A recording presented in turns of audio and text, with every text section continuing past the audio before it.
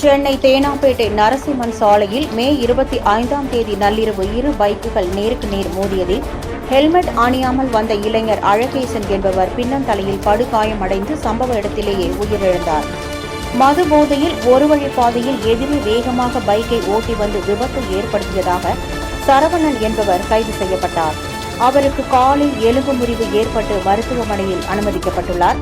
Helmet அணிந்து வந்ததால் சரவணன் உயிர் தப்பியுள்ளார்.